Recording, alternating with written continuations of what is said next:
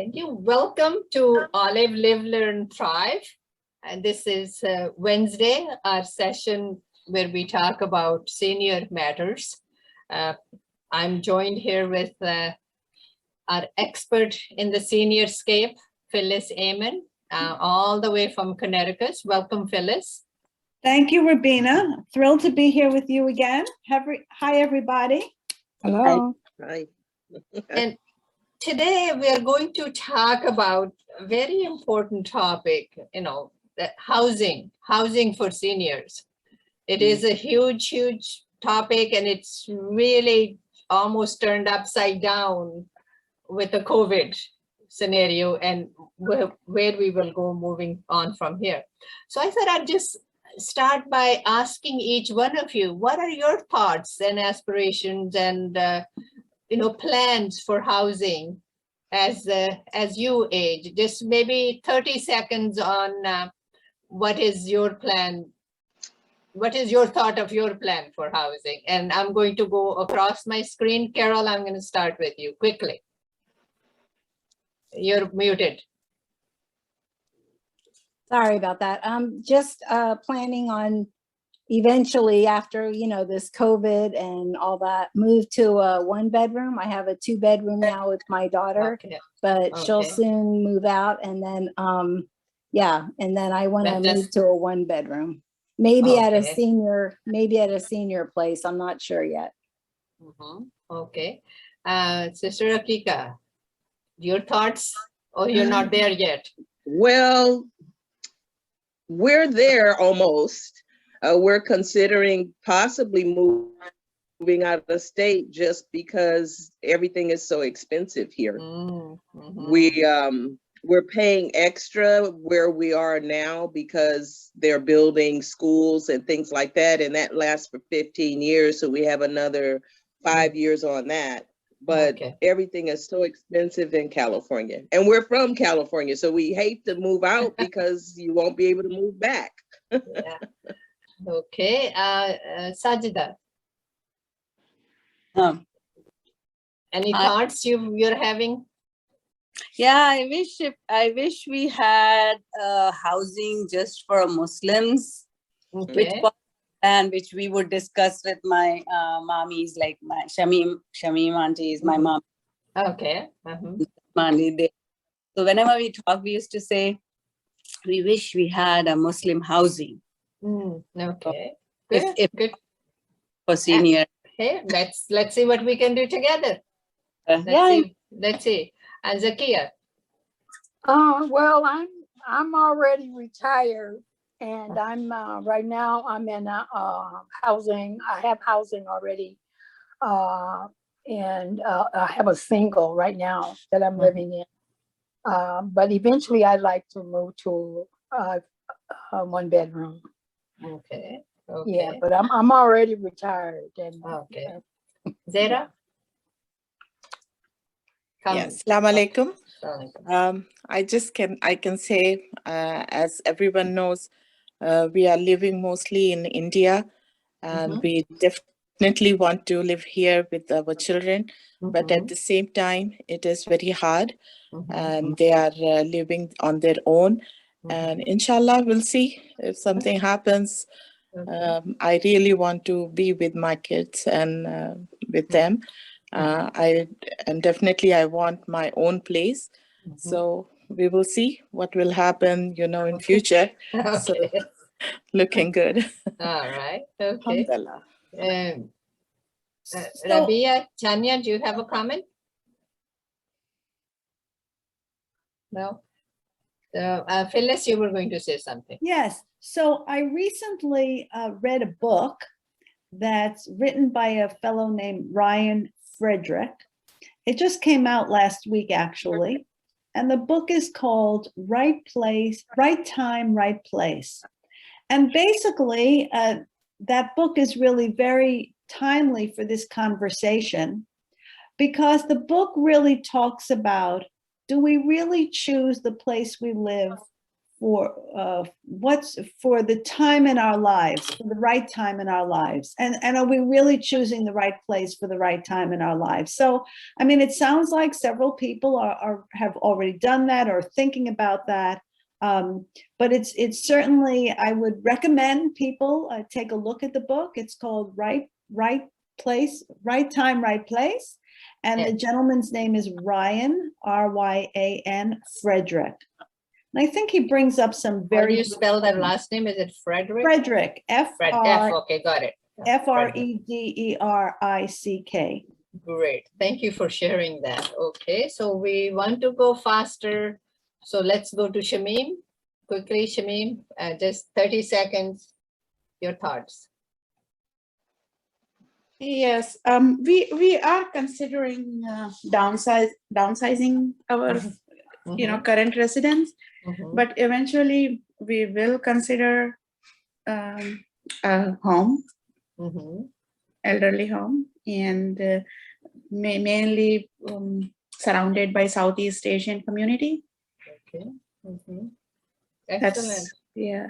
Because we have kind of seen some in New Jersey and Chicago area. And then you always have talked about the center in Canada where you visit your mom.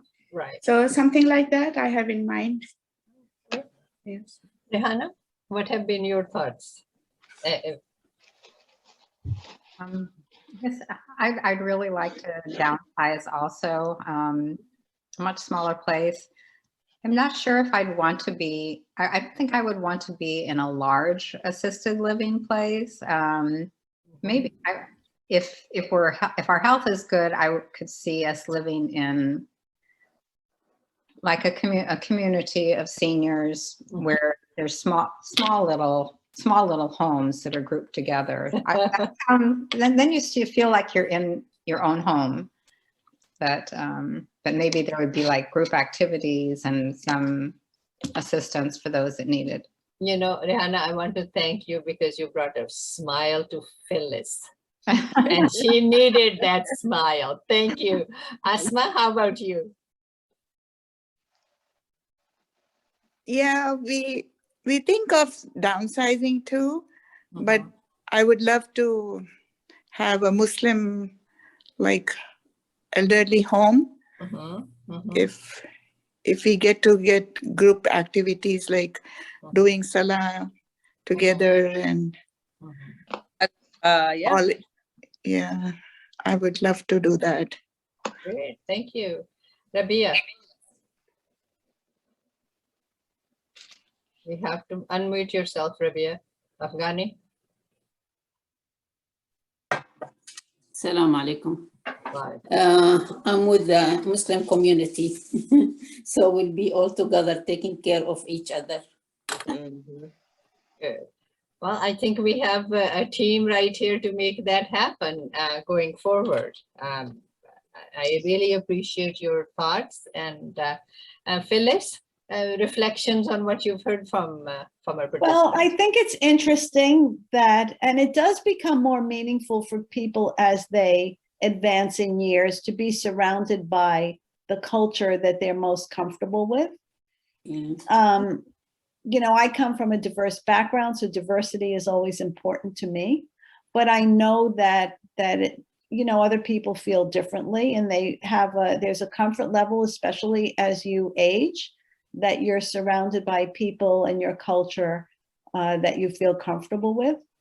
So I certainly understand that. Of course, the reason people might want to know why you said that it brought a smile to my face, and I can't even talk about it without smiling, but the smaller home was really, I'll just a little background, really came into being from the idea of nursing homes, and it was kind of founded, the idea was created by Dr. Bill Thomas, and he created these, what they call these greenhouse homes or Eden Alternative, and they're nursing homes, but they're small nursing homes. So they really house 12 people.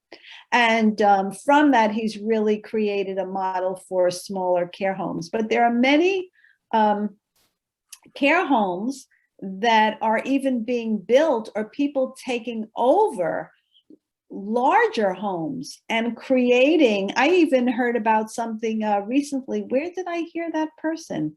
I have to find her again. She's converting like smaller boutique hotels or motels into, living situations for older people, so that they have an opportunity to kind of have a sense of community. And they can even be like older houses, because they did have that feel to them, or bed and breakfasts or something like that. So she's really going around the country and purchasing them and converting them to these kind of situations. So of course, anything like that could be dedicated to any particular culture, or it could be diverse cultures. It could go any way a person wants to. And then there's actually a business out there where they're training people to take over homes and have multiple people live in these small residential care homes. Now, some of them are more like nursing home related or memory care related, but it doesn't have to be. So that could be, anything. And for people who, let's say, are saying they want a 1-bedroom or a small room, that would kind of be a perfect scenario, because you'd still be in a home situation, but you'd have your own living area. But yet you'd have the opportunity to socialize with other people. So I think there are many options out there for people to consider. That's great. And Phyllis, we didn't answer that question that I asked everybody. When you think of getting older, what do you think about your housing? I don't. And here, okay. I'm being very honest. And sure. I'm a person who helps people get information and plan for those situations. And I don't think about it. I don't plan it. I haven't really given it 1 ounce of thought, I'm sorry to say. And that's really kind of sad, being that I'm 68 years of age. I should be thinking about it. I think I'm just more focused on building what I'm doing. And so I haven't really thought about that beyond the professional accomplishments I'd like to achieve. Mm-hmm. I have started, I think, to think about moving into someplace that's a little smaller, but it doesn't feel comfortable for me yet. It has to feel comfortable for me. I like room to move around. So I really haven't. But what about you, Rubina? Well, I want to remember your own statement. It says, plan by choice, not by crisis. I get it. I was just on a webinar for an insurance company and told it to a whole bunch of people. Yeah. I just said it. It is something we have to be reminded of our own. There's no doubt. By the way, I just said that to the people that I was telling it to, that I haven't done that. That's very true. To them, right? Very true. What was it again? Plan by choice. Plan by choice, not by crisis. Don't wait for something to happen. Yeah. Of course, when I talk about it, I mostly am talking about it in terms of adult children towards their older parents, but certainly it applies to us as well. Mm-hmm. And it definitely does apply to adults, children that have parents, and because we're that sandwich generation, with having parents as well as ourselves and our children. Okay, for me, I think about it often. And I want to be around people, because I go back and I think about my grandmother and how she yearned for family and friendship. So I think part of what's driving me to create Olive, and with the Olive, I think most of you know that we do have the desire. We already have the 501c3 certification all the way to nursing homes, and we definitely have the desire to create, whether it's a small living community, a medium size, or a large or a full-fledged nursing home. So the foundation is there. I think about it a lot. I think about it sometimes jokingly, what Rihanna mentioned, we can have our own little houses and then we can get together for lunch or dinner, and husbands can go to one side, we can go to one side. And then I also sometimes think about what Phyllis just said, I'm in a house that has several bedrooms with the bathrooms that used to belong to children. There's no reason why we can't be, some of us, living together in those bedrooms or in any house, and then sharing the central facilities, the kitchen and that. And one other thing that comes to mind, I'll just share as it relates to women. I heard that, there are more women that are aging that are going to be living longer. We hear that there are seniors, then there's the group of women. And today we happen to be a group of women. And then the other part is that economically, we're not going to be able to live alone. So one of the initiatives and the thought is that a number of women would get together and rent a house and live together, so you can pool the resources so that it's not every one-bedroom apartment. And it almost feels like going back to being in university, having your own room and sharing the kitchen and the bathrooms and stuff like that. So I think about it a lot, Phyllis. So interestingly enough, when you said about small homes and someone said about small homes, I had thought about that for quite some time, about having a, so it's, they have adult communities or retirement communities. Some of those homes are larger than others, but I'm thinking more kind of like what you said, like having, I don't know, 3, 4, 6, whatever, homes, and small ones, right? And then having some kind of, just like they have in, if you go to a, why can't I think of it? I used to go to this place in Rhode Island, and then there used to be, there were condos, let's say, and then there would be a central area, like you said, where they'd have parties or get-togethers or whatever. And I've thought about that. Wouldn't that be a great thing to do? Originally, I thought about it in terms of memory care, but it would be great to have little communities like that for people as they're able to live independently, but yet still not independently just in the community. They have a community, it's like a community within a community. So they have the ability to interact with the people, whether it's from their own culture or diverse cultures. I think that would be very beneficial. And I hope there are going to be more of those springing up around the country. And I think that's, did you raise your hand? Yeah, I wanted to just say that my mom lived to be 91, and she lived in one building. It was 7 floors. They had whatchamacallit, they each had their own, 1-bedroom apartment. It turned out to be mostly women, and she was there from the time that my dad was stuck in a home, and she downsized the house, and she wanted to go to something like that. And then they had a rec room. They had like a place where they would all just, if they were bored, they would go gather there and read the newspaper together, or they would have a book club, or they would crochet together or play games together. Every day there was like their own homemade activities. Nobody started activities up. They would just say, oh, let's start this, because it was just like a big room with tables. And she really felt comfort in that. And then sometimes they would get together for potlucks, like once a week or something. I think it was whoever in the building wanted to do potlucks. And it really gave her a lot of camaraderie, and she was with like-minded people. And she really loved it. She thought it was great because you would go back to your own place, and you had the privacy of still having your own place, but yet you could go down there anytime. And my friend has one like that in Philly, and she also has a pool up on the roof.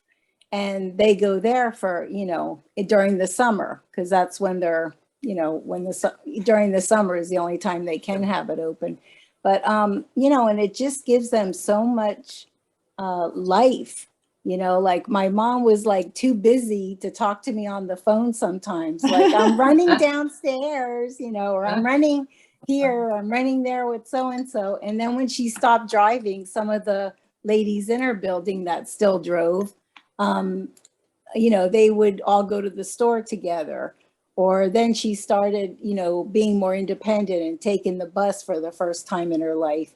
And, just because it was right there on the corner.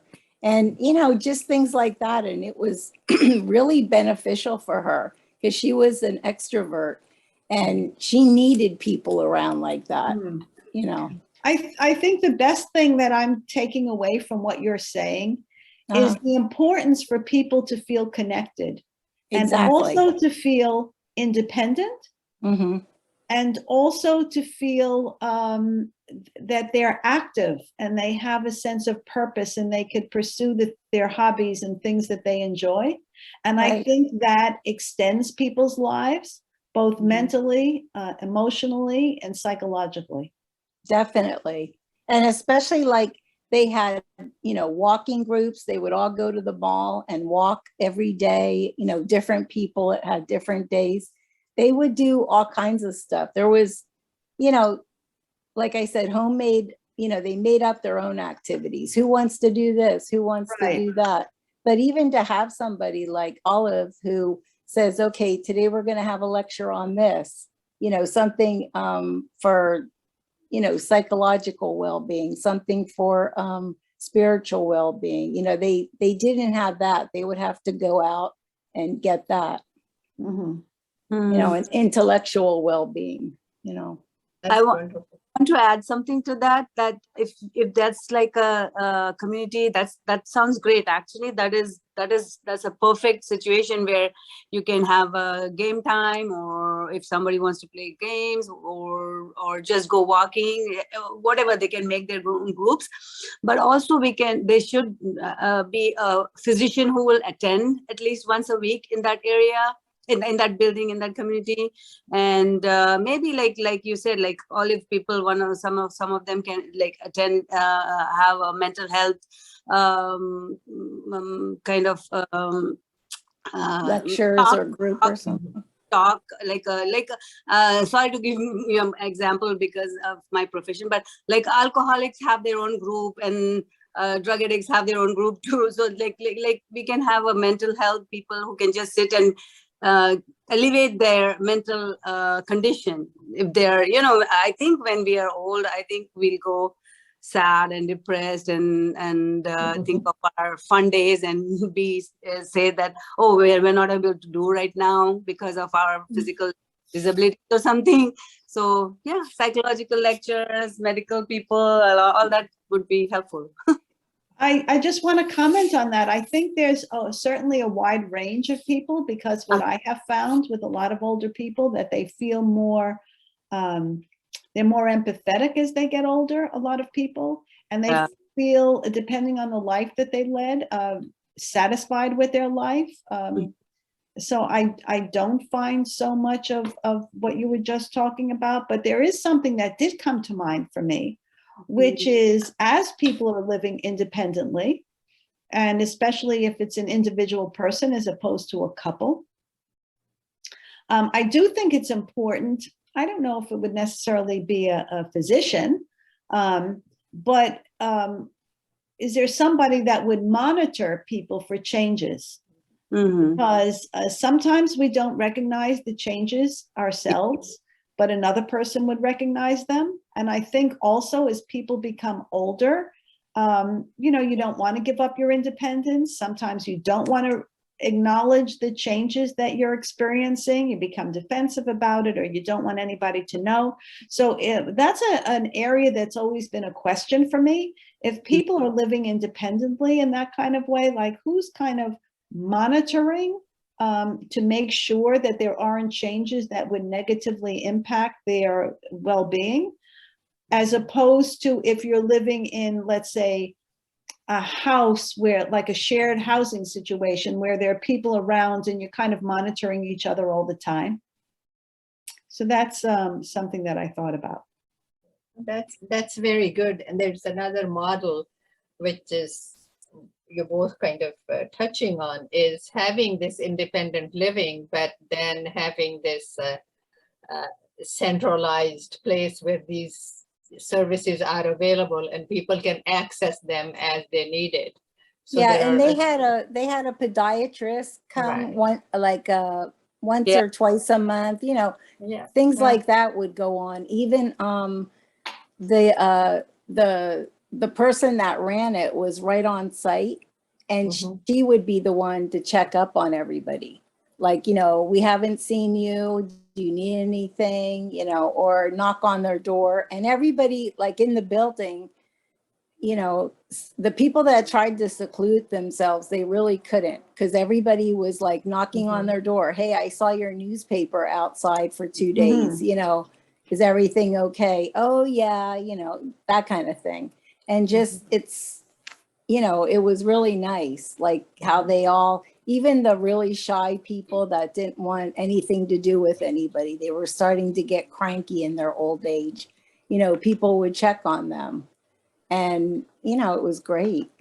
You know, that's interesting that you say that, because what I find in working in nursing homes, very often you'll see people who start to, you know, become kind of take care of other people in a way, whether it's somebody they sit at a table with or somebody they see at an activity, and they might even tell a person so-and-so needs something, or so-and-so doesn't look so good, or so-and-so doesn't feel good, but they don't want to say anything. I think, you know, as people age, and especially if they're living by themselves, you know, they're an independent, you know, they're one person, that if they're in some kind of community, there are other people that start to interact and start to look out for people, because everybody at that point is vulnerable. So when you're looking out for somebody else, you know, you're actually looking out for yourself as well. Not that you're doing it for a selfish motive, but ultimately that's, I think, the benefit that it has. You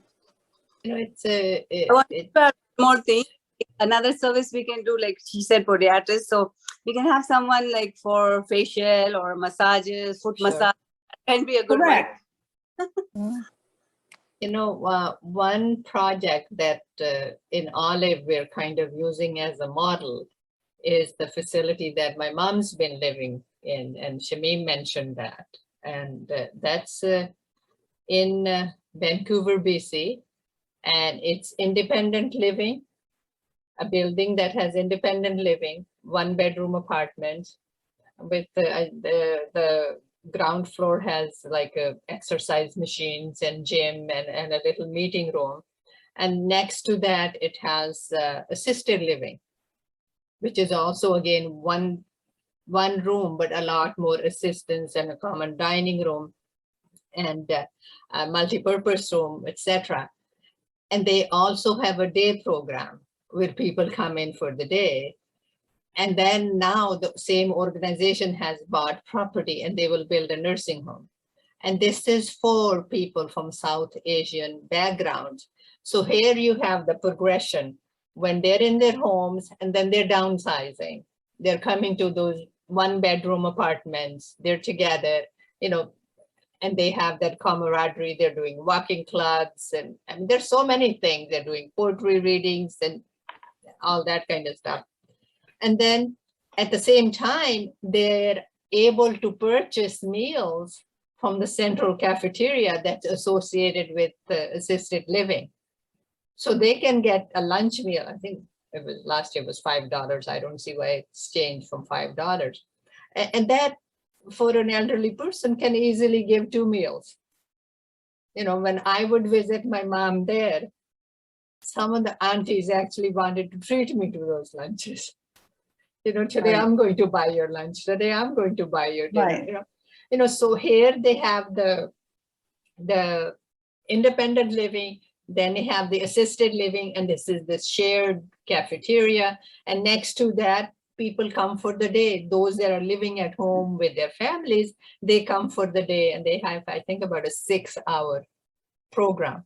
and they do all kind of activities similar to Live, Learn, Thrive that we're doing. So we call that a kind of a Continuing care retirement community or continuing care community.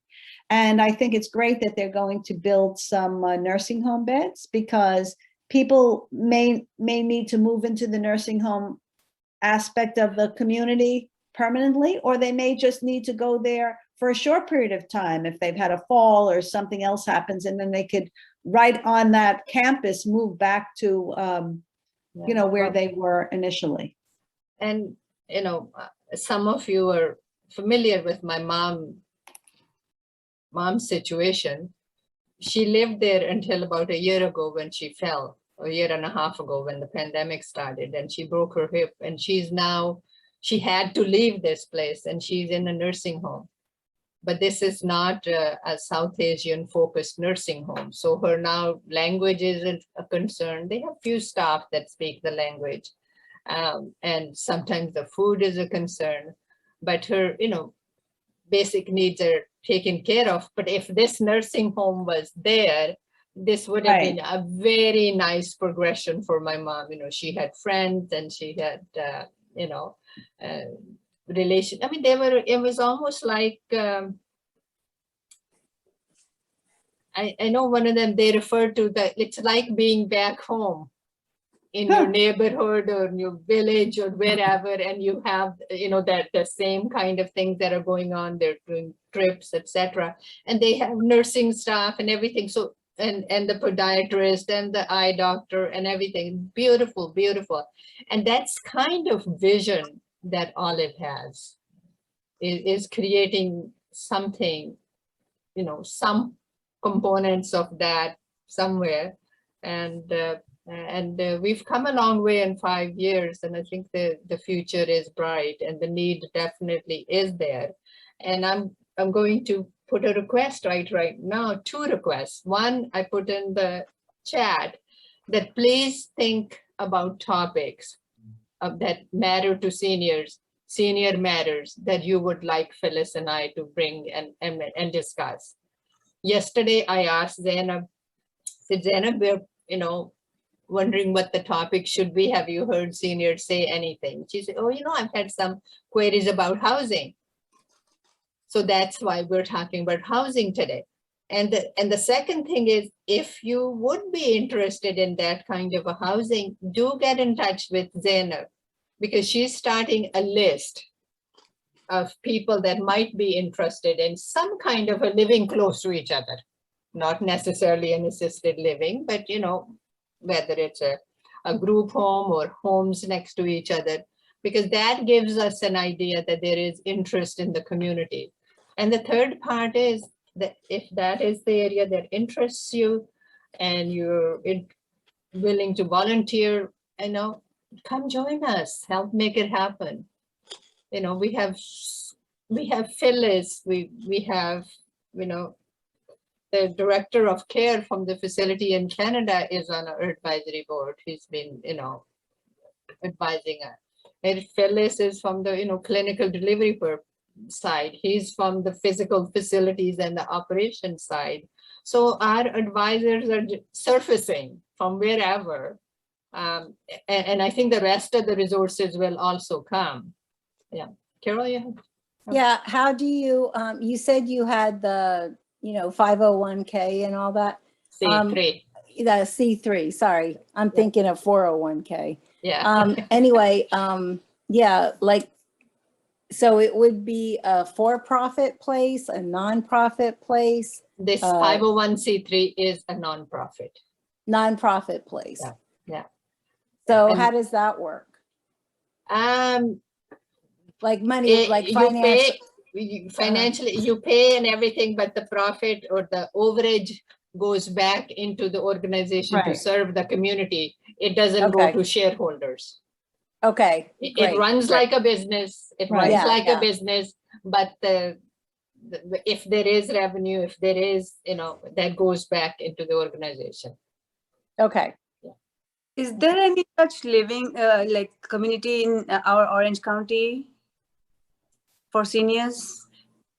Not culturally appropriate one, but I'm sure there are like that are open to all, diverse ones. Yeah. I'm sure there are. Rehana, you and Rubia have visited several. Share with us what's available in Orange County, what you've seen. Rehana and Rubia are both founding board members with Olive, and they've taken up this area and researched, and we're building onto that one. Rubia? Yeah, we visited a lot of places, but not for home care. It's like Garden Grove, they have for daycare, only daycare, and they don't have facility for staying there. And we visited where the Fountain Valley one, in the Fullerton one, and we visited the one in Huntington Beach. But all is community centers and just for daycare. But for facilities, we did. Rehana, she visited when she was looking for her brother. So they have some like activities program. What do they have? Yeah, Because they everything. It's the whole camp. This is a huge industry. Everything is available. But one of the next programs for Olive, the next frontier for Olive is to have the day services program. That'll be good. You know, like it's the steps. Yeah. We have the Live, Learn, Thrive couple days, and then actually we're in the process of getting registration. Phyllis has applied to be a licensed. I think you just have the exam to take. Correct. Correct. Yeah. Because for the next phase you need license. So over the next 6 months or a year, we will get a licensed day program where people can come. Because even people that are living in nursing homes, those nursing home owners are looking for places for their residents to go. So that's going to be the next place for Olive, where people can come for the day and we can give them all the services and then they go home at night. And in parallel, we're keeping our eyes and ears open on some kind of a housing community.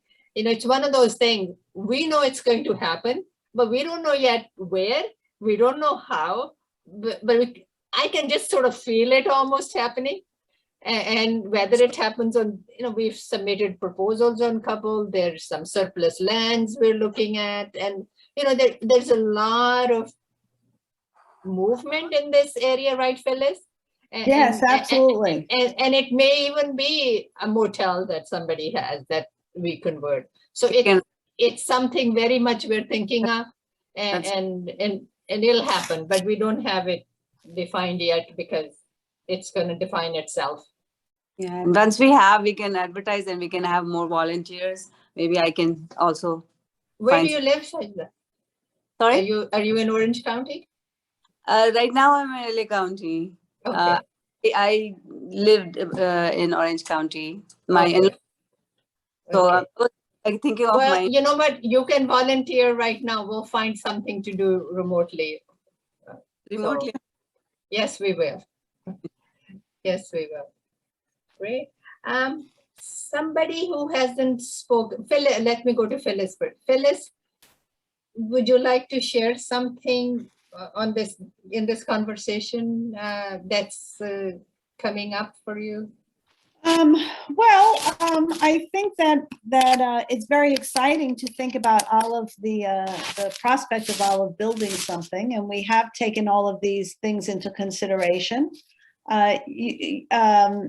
I'm always careful about the wording that I use. So you know how I feel about the word day program, although at least it's not daycare program. I like to say. I purposely did not put the word daycare. I know, and that's because it's harkens to daycare that's associated with children. And I never want people to think of older adults as children, even though they may have care needs that increase similar to the way children have care needs, or their mental capacity may decline. And so therefore it may give the impression that they're younger, but the reality is they're adults that have lived a full life with a full range of experiences, and we should never think of them or use terminology that associates them with children. Yeah. But it's really very important Yeah. to keep that in mind. Okay. No. Any comments on the housing? Because it's such a broad topic, but I don't want to leave our conversation without us identifying several other topics or components of topics so that Phyllis and I can really, bring value to this conversation and address your needs. I don't know. I had an idea many years. I told my husband, but because some elderly people right now cannot, like, not even before right now the pandemic, they cannot go out of the house. So I thought we will like rent a van with people who can give like massage, foot massage, facials or whatever, and go to their homes like in the area and have a service for them, like a live it on a lesser price or charging and still going there to their home in their home comfort, do some foot massage, back massage, whatever, and facial, so they feel good in their own home. I qualify. You're welcome in my house anytime. I think that's a wonderful idea. It is a wonderful idea. I just want people to be mindful. I think it's a wonderful idea. But if you decide to pursue something like that, even if it's somebody in your community, they have to be vetted. There has to be insurance. People may, even though it's in your community, may feel reluctant about having people they don't know. If it's somebody they don't know come into their house, it is a wonderful concept, but there's a lot that goes into it beyond the idea, the wonderful idea that it is on face value. Yeah. There's a lot. There are background checks, vetting, all that kind of thing. Yeah. And actually, Olive is kind of just at the very, very beginning stages of that. Olive Friends program, if you're not familiar with it, check into that. That's really what it's intended for, is to support those that are homebound and can't leave the house. And we have been actually over the last couple of months having conversations of the possibility of applying for grants and getting a van, because part of, as seniors get older, part of it is transportation, so it's that, and also even possibly apply for a grant or something with Uber or whatever, or the Orange County bus, so that we can help people find ways to get to the programs easier. Yes. And that's where we need volunteers. We need, any amount of time that you can give us, and we can say, okay, you can focus on this particular area and research that and bring that together. We have wonderful half-time staff, 2, 3, but they can only do so much. But we are the breadth and the depth of our resources. So please, after this, if you want to work on transportation, well, we'll research what options are available and how to make seniors use them. Maybe Uber, they can get a 50% off ride. Okay, maybe if they can't afford it, maybe Olive can apply for a grant that pays for a ride that's 50%, that's Uber. There are different ways of doing these. But the key here is that we have the foundation, we have the organization, and we're making sure that we are running a solidly managed, values-driven organization.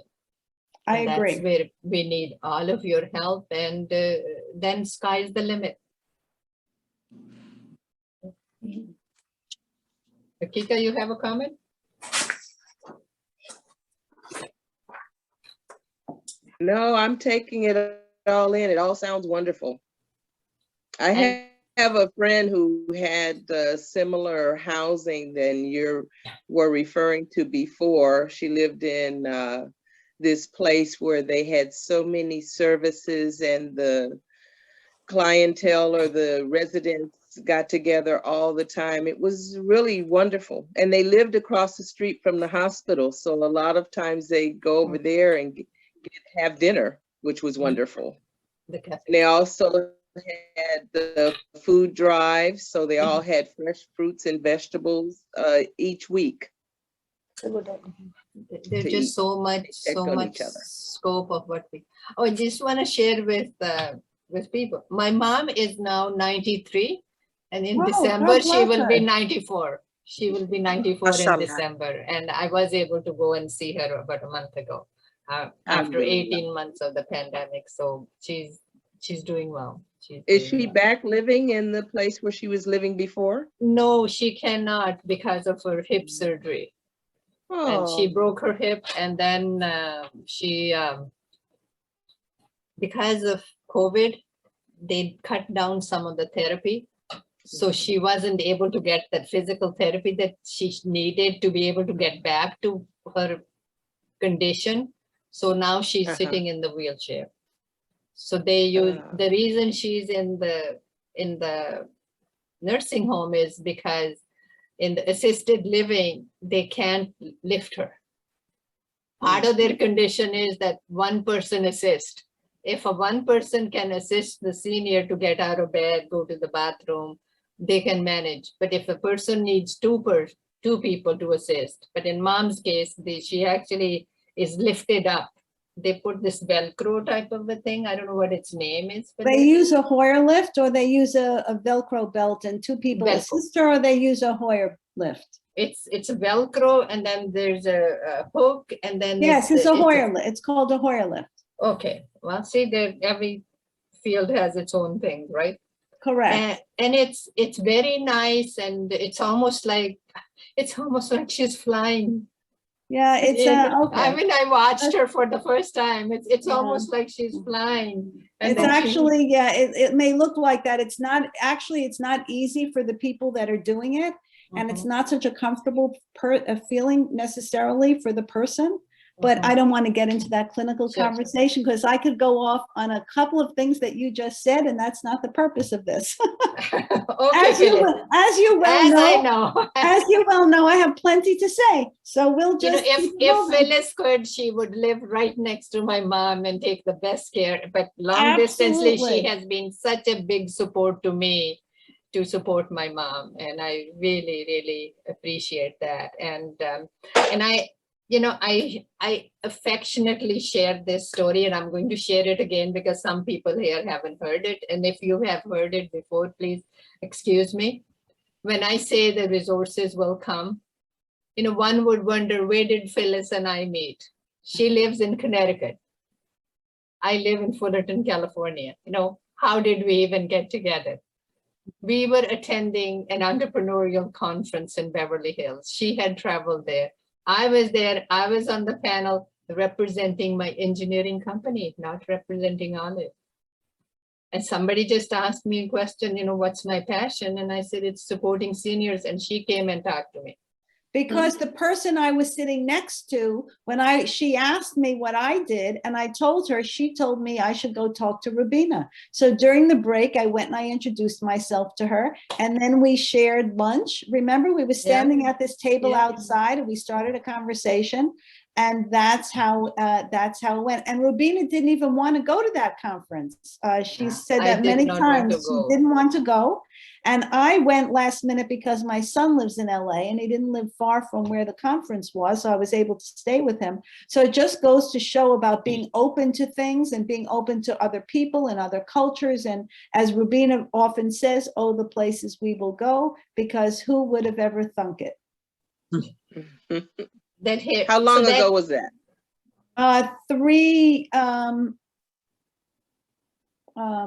I'll say 3 years, about 3 years ago, right? About 3 and a half 3 years ago. And it was in September, I think. Right. It was in September, I think. So when I say that these housing and these things are going to happen, but we don't know how, That's the kind of thing that I'm talking about.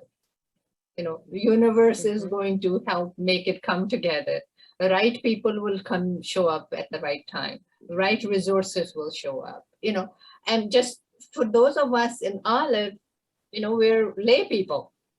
And to meet someone like Phyllis and to have people from, you know, Canada who are running the facility, and actually the I have to, there's this gentleman, such a nice gentleman, the receptionist in this assisted living place. You know, he's always there, always there. And when I would talk to him, he says, you know what, get started, even if one person attends. Get started. Don't worry about if people will come or not. Get started, even if one person comes. You know, and a year or two after, I found out he was not only a retired person, a full-time unpaid receptionist, he was also the chairman of the board of the organization. Wow. Wow. That's the value of passion, Right. volunteerism, you know, and it's amazing. And we have those options, and I'm grateful that we were able to create, you know, Rihanna, Rabia, Shamim, and all the new people that are now joining us, you know, the organization of Olive. And we have since then started the endowment fund of Olive Community Services Foundation that Shamim is the secretary of, to, you know, while we are building the organization and programs, at the same time, keeping the long-term longevity in mind, you know, creating an endowment so that it will in the future pay for itself. And that's a long way, Akika, but you know, we can do it. If we can do the cookbook, we can do senior housing. Yes. Right? Yes. Yep. Yeah. If we can do the cookbook, we can do the senior housing. Yes. Yes. We just have to join hands. Join hands. Okay. Well, Yeah, thank you, Rubina and Phyllis, for such a wonderful talk. And I would like to thank you for another thing. Phyllis, thank you for suggesting the book, In the Arms of Elders. That's an amazing book. Oh, isn't it though? I know. You Yeah, have no idea. You see, that brings chills to me from head to I toe. know. Isn't it really isn't it really something, Shamim? It is. And you know, while I was reading, I was visualizing what was happening. And then a couple of days ago, Rubina said that they were thinking of making a movie out of that book. Well, here, I'll just tell you that it's I'm amazing. thinking of making a movie. And when I first read the book, it'll be about 2 years ago, January. As soon as I put it down, I said, this is a feature film. Exactly. And so talk about putting things out in the universe. I'm just going to say this in another minute or so, that I just kept talking about this. And how could I meet this man, Dr. Bill Thomas? I did not know him then. And how can I meet him? And could I buy the rights to this? And how do you buy rights? And how do I make a movie? And how do I do this? I mean, I know some people who know, I knew some people then, but nothing like now. Anyway, as it turns out, a few months later, Rubina and I've told this story. I don't know if any of you have heard it. Rubina and I was listening to a webinar, a professional webinar about engagement technology, which helps people when they're isolated. That was created by this gentleman. And I said, wow, I really want to talk to him, because I had been talking about iPads and connection for many years. And I called him, and we decided to have him on the radio show at the time. And we were doing our conversation leading up to it. We were talking about housing. So it's interesting that we're talking about housing today. And I mentioned these small homes that were created by this guy, Dr. Bill Thomas, called Minka Homes. And I said, I'd love to meet Bill Thomas, because I had started writing my own movie treatment, and I never did anything like that, just started putting ideas. Anyway, and he said, I know Bill Thomas. He's a friend of mine. I've known him for 15 years. Rubina was on the phone when he said that. I was jumping up and down in my house. And finally, he introduced me. I had 2 conversations with him, one, and then I interviewed him on the podcast myself, because he's been my personal and professional hero since I read his book about how he transformed nursing homes way before In the Arms of Elders. Anyway, as it turns out, fast forward, Dr. Bill Thomas wrote the foreword for my latest book. And we have become, copies in the Olive office for you to purchase. Okay, and we've become friends. I'm very, very proud to say, Rubina, I can't even say it without smiling.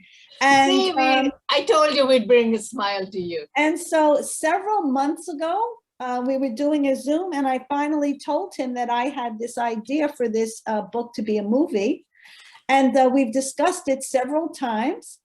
And so I met this guy who's a Hollywood producer through LinkedIn, very big Hollywood producer. And I started texting him and asked him right next to the microwave. how he met his We're at screenplay writer. We're at 12 now. Okay. And he invited me to an event, and now I'm talking to people about writing a screenplay based on this book. And the big thing is, Dr. Bill Thomas has given Phyllis 2 years to make a movie.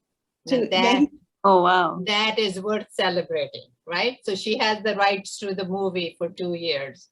So that is quite an accomplishment. And I will again say, Phyllis, as we sign out for today, thank you everybody for joining us. And thank you so the places we will go. Correct. The places we will go. Thank you so much. you and Phyllis. And also, just to add to the movie, if you guys need a volunteer to edit or script write, my daughter did cinema. Oh, you're kidding! Oh my goodness!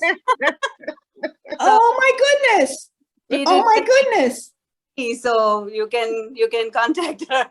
So Rubina, you connect me, and then I'll contact you, and you can connect me. Okay, I think Shamim, you know Sajida, right? Yes. Okay, Shamim will connect you, Phyllis. Okay. Yeah. Okay, great. See, that's how the resources come. Connection. Right. Thank you. And it's all because Shamim said she read the book. So you see? Yeah. See? Wonderful. Well, ladies, I am loving this. Please send your suggestions of topics you would like to talk. I have a meeting to start at noon, so I hate to end this party. But thank you very, very much. And we will join you in another 4 weeks for Senior Matters. Phyllis, thank you very much. Bye. Bye-bye. Bye-bye, everybody. Thank you so much. Wishing you success on your project, Phyllis. Thank you. Good luck. Yeah, bye.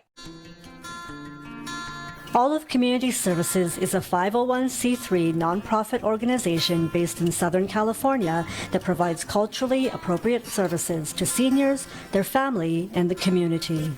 Through its physical and virtual interactive programs, Olive engages participants in a variety of ways that promotes health and well-being. To learn more about Olive Community Services, to get involved, or to make a donation, please visit www.olivecs.org or email info@olivecs.org. Be a change maker, and together, let's live, learn, and thrive.